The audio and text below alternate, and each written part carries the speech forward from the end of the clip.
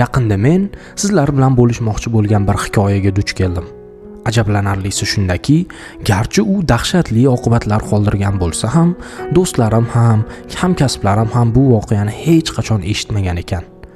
Men aytmoqchi bo'lgan voqea Mayak yadro zavodi haqida.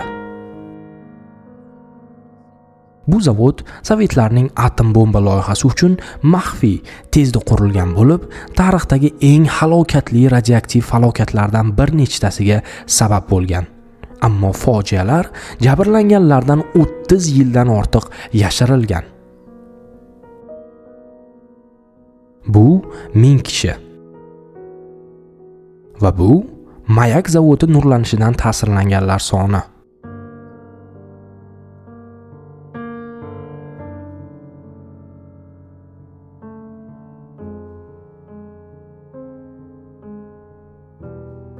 Taxminan 500 ming kishi.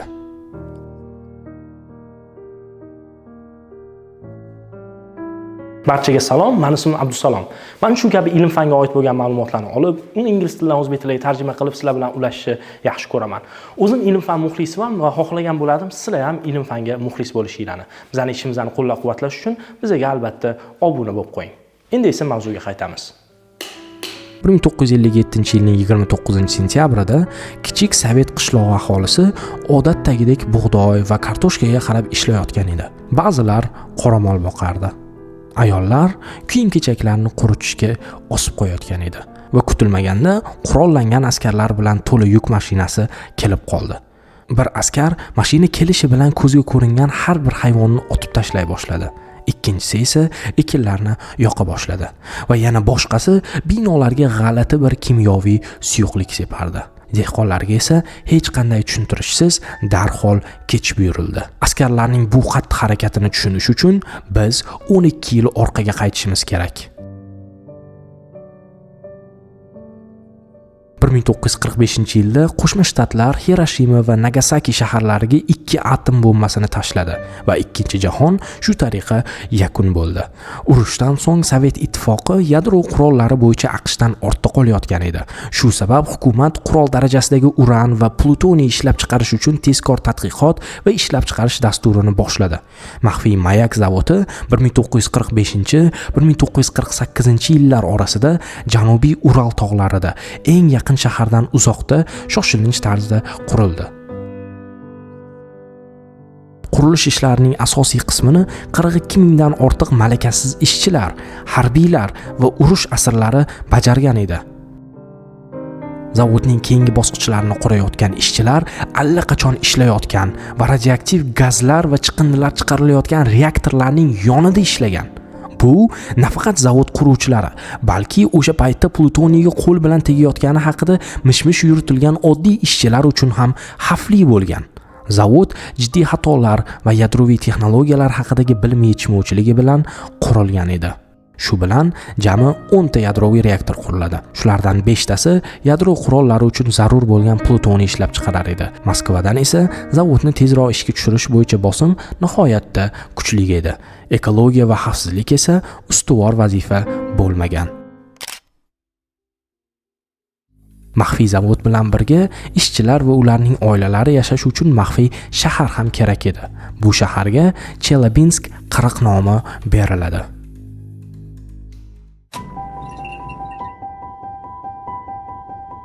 Нам говорили, что мы живем в секретном месте. Чтобы попасть в этот регион, понадобилась бы полномасштабная военная операция. Это был прекрасный город. Школы хорошо финансировались, а здравоохранение было лучшим в стране. Наши дети могли играть на улице до 11 вечера без всяких проблем. В других городах такого не было. У нас было все. Магазины были полны еды. Наше молчание было платой государству за лучшую жизнь. Мы были спасителями мира, создателями ядерного щита.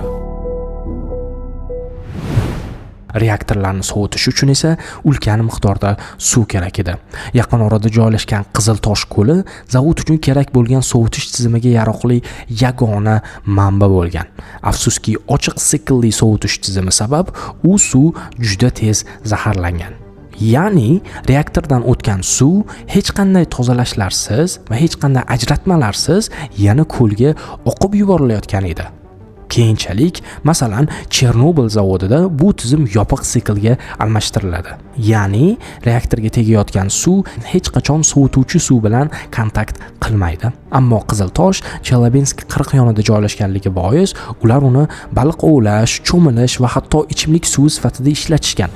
Hattoki shahar binolari uchun beton aralashtirganda ham shu ko'l suvi ishlatilgandi.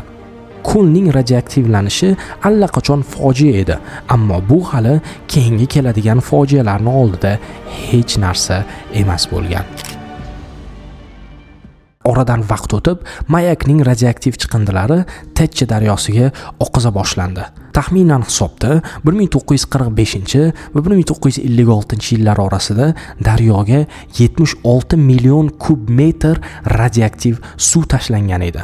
Daryo bo'yida esa 40 ga yaqin qishloq joylashgan bo'lib, ulardan 24 tasi daryodan ichimlik suvi sifatida foydalanardi. Eng xavfli chiqindi esa yer ostida beton kameralar ichida saqlanardi. Jami 20 ta zanglamaydigan po'lat idish bor bo'lib, ular doimiy sovutishga muhtoj bo'lgan. Achinarli tomoni shundaki, zavod faoliyatining dastlabki yillaridayoq bu tizimlar ishdan chiqayotgan edi. 1957 yil 29-sentyabr kuni soat 15:00 da texnik Kumarov 3-majmua ostidan sariq tutun chiqayotgani haqida qayd qiladi. Dastlab ular buni elektr nosozligi deb o'ylaydi va shu bilan 4 nafar ishchi kameralar oldiga podvalga tushiriladi. Ular tutun sabab lampalardan foydalana olmaydi va yo'llarni qo'llari bilan paypaslab yurishga majbur bo'ladi. Ular hech qanday elektr nosozlik ko'rmaydi, ammo koridorda juda issiq ekanini aytishadi.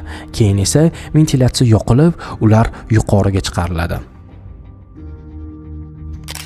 Soat 12:22 da esa ulkan portlash sodir bo'ldi. Portlagan idish 14-idish edi. Portlash qariyb 160 tonnalik beton plitani ko'tarib yubordi. Portlash natijasida Hiroshima bombasiga teng 20 kilotonnalik radioaktiv material atrofga sochilardi va bu material esa 20 ming kvadrat kilometrga va ya'ni 270 mingta aholiga tarqaladi. Mayak ishchilari dastlab radioaktiv tarqalishni sezishmadi, chunki ular radioaktiv zaharlanish haqida shunchaki bilishmas edi. Portlashdan keyingi dastlabki soatlarda esa shaharga radioaktiv moddalar mashinalar g'ildiraklari, kiyimlar va poyabzallarda kirib kelgan. Tez orada osmonda g'alati yashil tovlanish kuzatiladi. Biroq Sovet rejimi buni shunchaki shimoliy chiroqlar deb aytadi. Haqiqiy sabab esa albatta yashiriladi. Военные собрали жителей моей деревни. Никто открыто не обсуждал масштабы опасности. Было очевидно, что они не до конца понимали ситуацию. Здания были дезактивированы. Зараженные предметы уничтожены. Животных застрелили прямо у нас на глазах. На 4-й день мы заметили у молодняка кровавый понос. У детей также начались проблемы с желудочно-кишечным трактом. У меня тоже была беда. Моя 10-месячная дочь наткнулась на темное облако в огороде вместе с бабушкой, которая собирала картошку. У малышки начался понос, и она умерла через несколько дней. Мой ребенок до сих пор похоронен на кладбище в Бердянише. И так было со многими маленькими детьми. У взрослых организмы были крепче.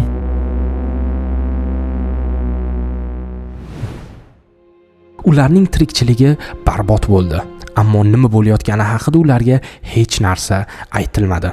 Faqat 1957-yili 12-noyabrda voqeadan qariyb 2 oy o'tgach, 3 ta qishloq Berdian, Sult va Galakavo evakuatsiya qilish uchun buyruq chiqarildi. Ko'plab qishloqlar esa to odamlar tanasidan terisi ko'chib tushmagunigacha evakuatsiya qilinmagan edi. Shifokorlar bu kasallikni maxsus kasallik deb atashga majbur bo'lgan, chunki ular hali nurlanish so'zini tashxisga yozishga ruxsat etilmagan edi. Likvidatorlar Ya'ni tozalash ishlariga jalb etilgan ishchilar yanada ko'proq azob chekdi. Ular bilan bog'liq aniq protokollar yo'q edi. O'sha vaqt qamoqxonada bo'lgan asirlarga esa muddatini qisqartirish evaziga tozalashda ishlash taklif qilindi. Bu guruhlar o'lim otryadi deb atalgan. Ular ishlayotgan paytda o'zlari bilan kinoplyonka ko'tarib yurishgan va kinoplyonka qora rangga aylansa, bu ular maksimal nurlanish dozasini olganini anglatgan. Mayak falokati Chernobyldan farqli ravishda faqat bitta reaktorning portlashi emas, balkim bir necha reaktorlardan yillar davomida to'plangan suyuq radioaktiv chiqindining portlashi demak edi. Ammo bu mayakning yopilishiga sabab bo'lmadi. Sovuq urush bosimi sabab mayak plutoniy ishlab chiqarishni davom ettirdi va chiqindilar yana o'sha yer osti idishlariga to'plandi. Zavod janubida joylashgan Karachay, ya'ni Qora choy ko'li yuqori darajadagi radioaktiv chiqindilar uchun tashlab yuboriladigan joyga aylantirildi. Payt kelib, yillar davomida ko'l yer yuzidagi eng radioaktiv nuqtaga aylangan edi. 1968-yilda esa quruq mavsum tufayli ko'l suvi bug'lanib, tubidagi radioaktiv cho'kindi ochilib qoladi. Shamol bu radioaktiv changni butun mintaqaga yoyadi. 1990-yilda ko'l yaqinidagi nurlanish soatiga 600 rentgenga teng bo'lgan. Bu 1 soatdan kam vaqtda odamni o'ldirishi mumkin bo'lgan daraja edi. Oxir-oqibat 2016-yillarga kelibgina ko'l to'liq beton va tuproq bilan to'ldiriladi. Halok bo'lganlarning haqiqiy soni hanuz noma'lum, ammo ta'siri bugun ham ko'rinadi.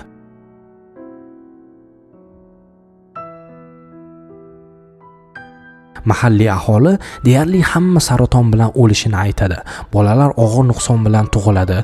Sog'liq bo'yicha tadqiqotlar to'liq emas, chunki ma'lumotlar yashirilgan va bemorlar esa statistika hosil bo'lmasligi uchun mamlakatda tarqoq holda kasalxonalarga joylangan edi.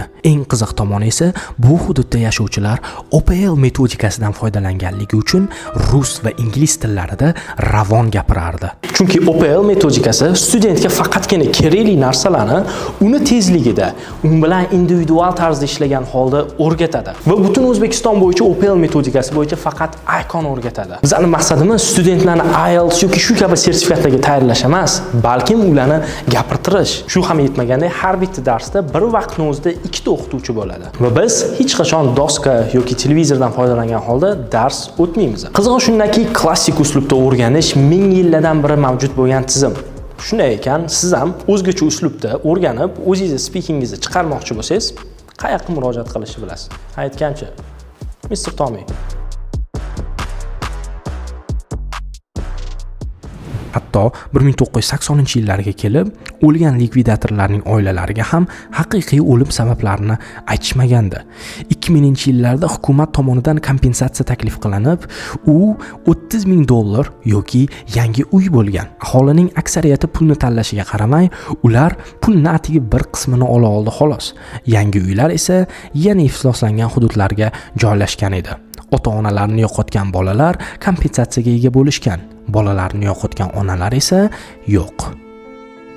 Ma'lum bo'lishicha, AQSh razvedkasi 57-yildagi mayak portlashi haqida 59-yildayoq xabardor bo'lgan. Ammo yadroga qarshi kayfiyat oshmasligi uchun va AQShning ichki yadro zavodlari atrofida yashovchi aholi bilan muammo bo'lmasligi uchun AQSh razvedkasi buni yashirgan. Rossiya esa 1992-yilgacha bu falokatni rasmiy tan olmadi. Sovet ittifoqi qulagandan keyin ham ta'sirini to'liq inkor qilaverdi. Mayak Chernobil kabi tark etilmagan. U hozirgacha yadro chiqindilari ishlab chiqaradi va atrofni bulg'ashda davom etadi. Hozir miqdor kamroq, ammo muntazam. Mahalliy faollar esa mayakning ifloslanishini fosh qilish uchun katta xavf ostida ishlamoqda. Ular bu narsani orqasida kurashar ekan, ularning ko'pchiligi xoin deb tamg'alanib, Rossiyani tark etishga majbur qilingan. Chelyabinsk qirg'oq hududi esa hanuz yopiq shahar. Aholi faqat ruxsatnoma va qat'iy nazorat bilan tashqariga chiqishi mumkin. Chet elliklar esa kirishi qat'iyan taqiqlangan. Bu videoni ko'rarkanmiz, bu kabi falokatlarning sababi ilmiy tushunchalarning yetishmasligi ekanini tushunamiz va shu tariqa ilmiy savodxonlik qanchalik muhimligiga amin bo'lamiz. Videoni bu nuqtasigacha yetib kelgan ekansiz. Aminmanki siz ilm fanni haqiqiy muxlisiz. Videoni do'stlaringiz bilan ulashish va bizning kanalga obuna bo'lish esingizdan chiqmasin. Fikrlaringizni izohlarda kutaman. Siz bilan keyingi videoda ko'rishguncha. Cho'zilib ketmadimi?